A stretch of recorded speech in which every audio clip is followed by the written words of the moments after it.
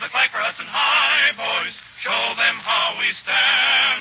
Ever shall our team be champions, known throughout the land. Wheaties, Breakfast of Champions, bring you the thrilling adventures of Jack Armstrong, the all-American boy. Say, here's something for every young athlete to think about. Today, this very day, is a good time to start getting ready for the 1941 football season opening up next fall. Yes, I mean every word I say. Right now is a time for you to get in training for the job you hope to have on your school team next year. You see, plenty of famous athletes and coaches agree that training is a year-round proposition. Of course, you can't expect to build your natural ability up to champion performance overnight. You want a head start to help yourself get really ready. And now is the time to get it. Pick a good sound training program for yourself and stick to it day after day and month after month. And I don't think we'll have to worry about you not being in condition when the call goes out for football practice next season. Now, don't get me wrong. A good training program for you to follow all year round doesn't need to be a hard grind or a lot of extra work. What you want is a basic training system that fits right into your daily schedule. One that's easy and pleasant to follow, like the 3 famous training rules of Jack Armstrong, the all-American boy. Here's what to do. First, get plenty of fresh air, sleep, and exercise. Second, use lots of soap and water every day to help yourself keep clean and well. Third, eat a real athlete's training breakfast every morning. A big bowl full of nourishing whole wheat, those crunchy flakes called Wheaties, with lots of milk or cream and your favorite kind of fruit. Now, that's all there is to it. But take it from me, you'll never know how downright good a training breakfast can be till you tie into that big bowl full of Wheaties and enjoy real whole wheat that's been flaked and toasted and made into the grandest tasting dish a fellow or girl could ask for. No wonder they call that Wheaties milk and fruit combination a breakfast of champions. It's got everything to make it a genuine champion training dish. Keen flavor, honest-to-goodness satisfaction, and all the well-known important nourishment of the whole wheat grain, a food that's especially recommended in the diet of athletes. Yes, sir, you're going to get a brand new kick out of training for your favorite sports when you start your day with that year-round breakfast of champions and help yourself to lots of Wheaties. And now, Jack Armstrong, the all-American boy. Jack, Billy, Betty, and Uncle Jim are on a dangerous trail high up in the mountains of Luzon in the Philippines.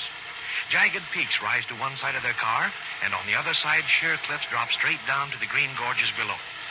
They're in the country of the Igorots, some of whom are notorious headhunters, and they're in search of a constabulary sergeant who has information on the missing Professor Loring. As Uncle Jim carefully guides the car over boulders on the narrow mountain road, Jack and Billy keep a lookout to the rear.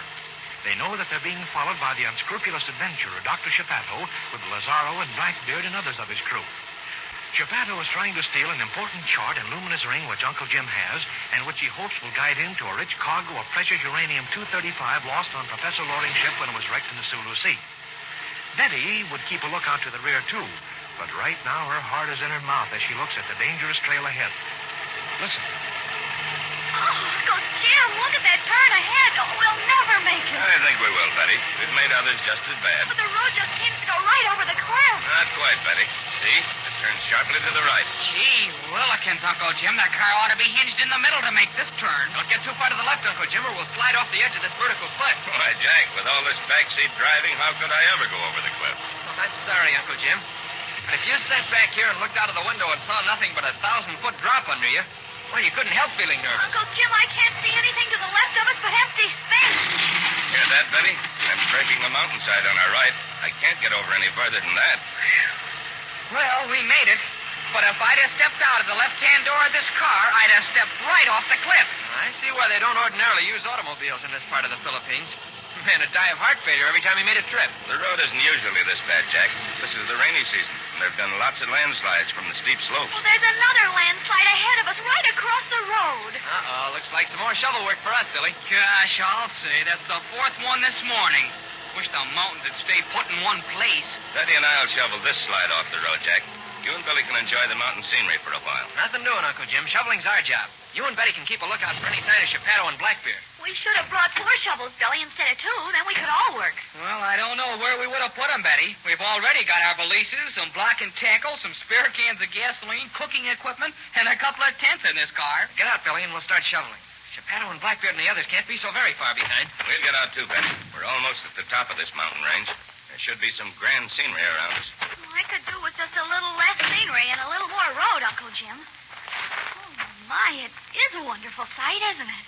We must be almost on top of the world. We're certainly just about on top of the Philippines. It's almost uninhabited, isn't it? I haven't seen an Igorot for a long time. The Igorot tribes are mountain tribes, Betty, but they don't live this high up. Are you sure you don't want any help, Jack? Not a bit, Uncle Jim. Here's your shovel, Billy. Let's get to work. Yeah, shoveling landsides is swell for the biceps, Jack. The muscles of my arms bulge every time I even look at a shovel. Well, here goes. There's just one thing I don't like about this shoveling. We're clearing the road so that Geppetto and Lazaro and Blackbeard can catch up with us all the quicker. Gosh, yes. Hey, Betty, why don't you and Uncle Jim start a landslide behind the car to block Geppetto and his bunch? Oh, I wish we could. Isn't there some way we could start a landslide, Uncle Jim? You're playing with dynamite when you start a landslide, Betty. Sometimes a small slide starts a big one. And before you know it, the whole side of the mountain comes down. Besides, we just have to move it all away when we come back. Uncle Jim, look down in the valley. Isn't that the same road we've just come up? That's the one, Betty. See how it twists and turns all the way up the mountain? Well, then Geppetto and Blackbeard can't be very close behind us, or we'd be able to see them coming up the road down below. We know they haven't started to climb this mountain yet, but they're not far behind us.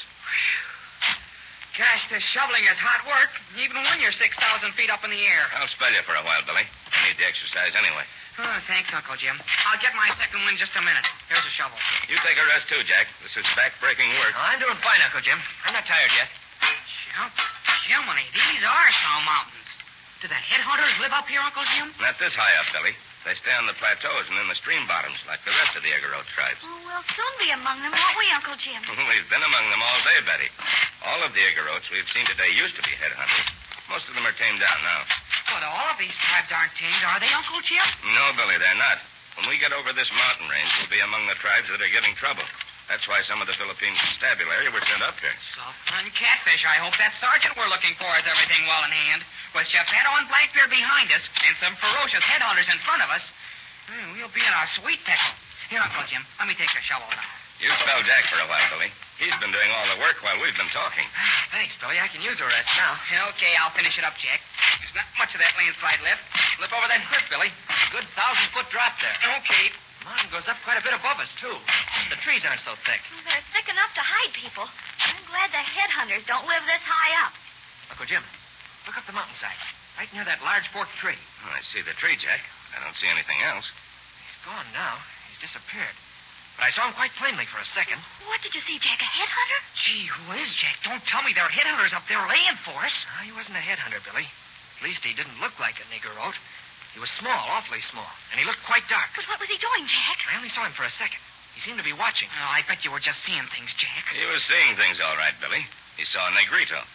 Negrito? Don't look so alarmed. Unless you make an enemy of a Negrito, he's quite harmless. But what are Negritos, Uncle Jim? They're the real first families of the Philippines, Betty. They're the aboriginal people who lived here thousands of years ago.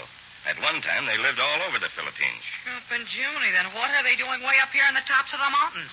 When the seagoing Malays invaded the Philippines, they chased the aboriginal Negritos away from the coast into the interior. Then later, as the Malays spread to the interior and other races came and invaded the Philippines, the Negritos retreated back into the mountains. And then Igorots and others came into the mountains, and the Negritos were driven back to the highest parts of the mountains. And they've been there ever since. There's another one. I see him. I see him too, Betty. Oh, he's disappeared now. Jumping crickets, there's another one.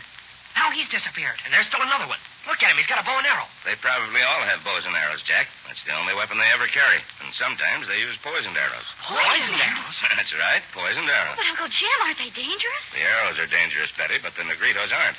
Unless they think we're their enemy, they won't do anything but watch us. Boy, I hope they don't think we're their enemy. Their only natural enemy is the Igorot, Jack. Strangely enough, they feel that the white man is their friend.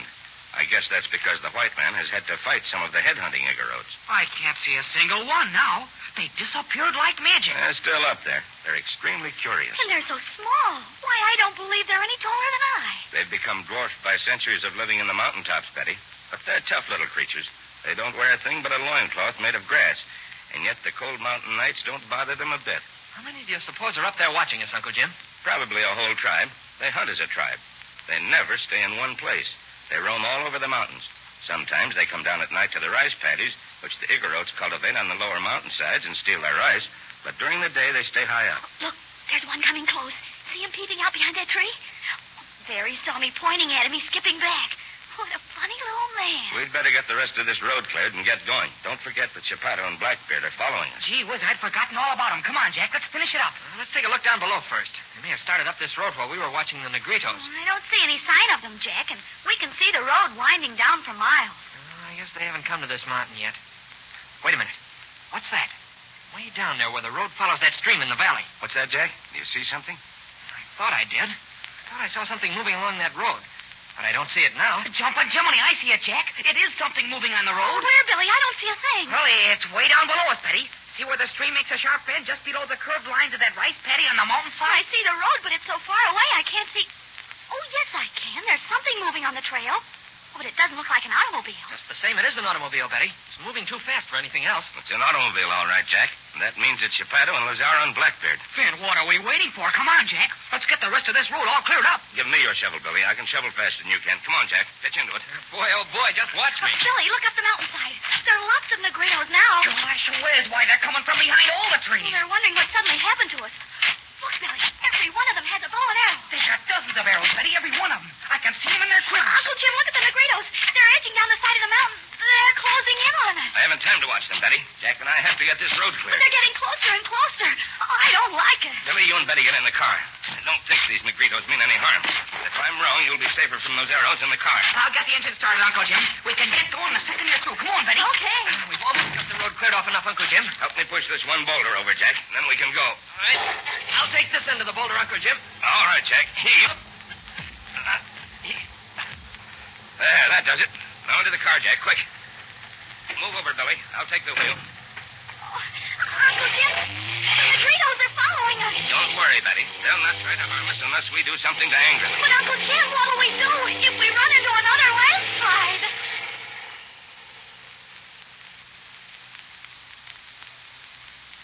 Say, what will they do if they're blocked by another landslide? Chapato and Blackbeard and the others will certainly catch up with them then. And what about those Negritos? Are they really as friendly as Uncle Jim says? There's going to be lots of things happening in those Philippine mountains soon, and you won't want to miss the excitement. So listen in, all of you, at the same time tomorrow for another thrilling episode of The Country of the Headhunters with Jack Armstrong, the All-American Boy. Now, I'm leaving the proposition squarely up to you. If it's a real champion athlete's breakfast you want, one that's tops with plenty of sport champions all year round, be sure to ask for Wheaties. A big bowl full of Wheaties with lots of milk and a glass of fruit juice. That's your breakfast of champions every day this winter. Have you tried Wheaties? They're whole wheat with all of the bran. Won't you try Wheaties? This is Franklin McCormick saying goodbye until tomorrow for General Mills, makers of Wheaties, breakfast of champions, who have just presented another episode of Jack Armstrong, the All-American Boy. The best breakfast food in the land. Wave the flag for Hudson High, boys. Show them how we stand.